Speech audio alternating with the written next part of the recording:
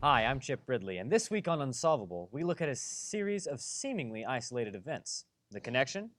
The seven deadly sins. All across the lovely state of Texas, different towns have been plagued by a series of quote unquote accidents. But upon further inspection, lines begin to appear. You just have to know where to look. Our first incident occurs in Port Lavaca, Texas on July 2nd, 2018. Bobby McFly was a regular contender at the hot dog eating contest held semi-annually near the courthouse. Investigators say he died from complications resulting from the overconsumption of these hot dogs. Not unheard of, but we'll get back to that. Bobby had been training for that contest for the last 6 months. A few times he got carried away and got sick for a few days. I just can't believe he would go so far as to kill him. Would one person eat so much that it kills them? Would another person drink so much that they fall down the stairs and die? This brings us to our next accident. I mean, yeah, my mom drank and stuff. Sometimes she'd lose whole days at a time. You can't really say I'm sorry, though. I hated when she drank. She'd always be drunk when I came home from school. I really can't say I'm sorry.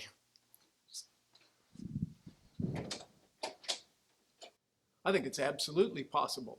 She had a high concentration of alcohol in her blood, so she was obviously impaired. So people that are intoxicated like that can fall down the stairs. It happens all the time. I think it's absolutely possible. After the second incident, the true nature of the crime rears its head. It is the death of a wedding photographer where we find ourselves asking, is this really an accident? Casey was such a sweet person. She did the photos for my wedding and they were spectacular. That camera was like her child. She took such good care of it. I really can't wrap my mind around it exploding. She didn't have any problems with anyone that I knew of. Like I said, she was a sweet girl. I really can't imagine her being in any kind of danger. I don't think anyone could have hurt her. She was friends with everyone. Love and hate go hand in hand, they say. But what about the love of money? How far would someone go to get rich? How far could they go before someone decides they don't need the wealth anymore? We need to look no further than Rutherford Dorian, an executive with Chase Bank.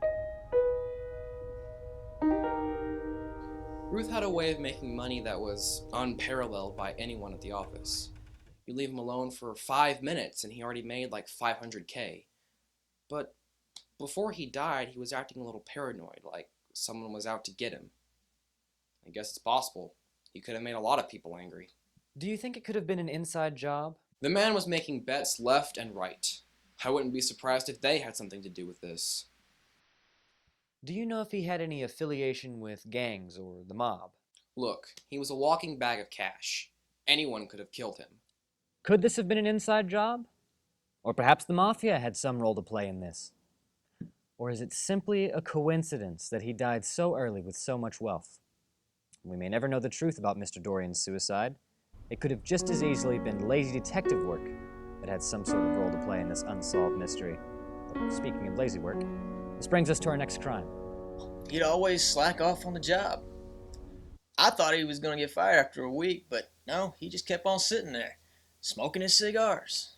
Never paid any attention to the things around him. He was always tripping over himself. I can't see why he wouldn't have got caught in the garbage compactor. Sure, we held grudges every once in a while, but we still had a little bit of respect for Charlie, you know? I don't see why anyone would have killed him, you know? In the beginning, I talked about these crimes being linked to the seven deadly sins. Well, so far we've worked through gluttony, wrath, lust, greed, and sloth. Now's when it gets a little more personal. Let's go to Sherman, Texas, where a coach has mysteriously died of a heart attack after losing to Denison High School in a football game. Yeah, I mean, he kind of got into it with some of the coaches from time to time because they weren't doing their job, and he kind of yelled at the referees sometimes. As a matter of fact, he called one ref a cheat and a liar. So if you say it was a heart attack, and I think it was, I just couldn't see it being natural. Yes, anyone can have a heart attack, but in this case, George Caldwell, a guy who's used to the work, the chances of him having a heart attack are hilariously small. As for your other question, Yes, there is a drug that can induce a heart attack that couldn't be recognized by a standard tox lab. You've got a good eye, Mr. Ridley. There is a possibility that that could have happened. Unfortunately, the only crime of envy we have is that the killer we've been on the prowl for confessed to all the killings.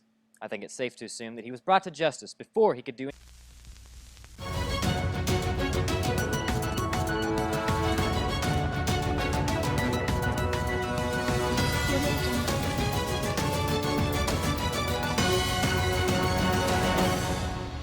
We apologize for the interruption, folks, but we have breaking news. The man charged with the murders of 6 individuals across the state has been found dead after his public confession on Tuesday afternoon. Police say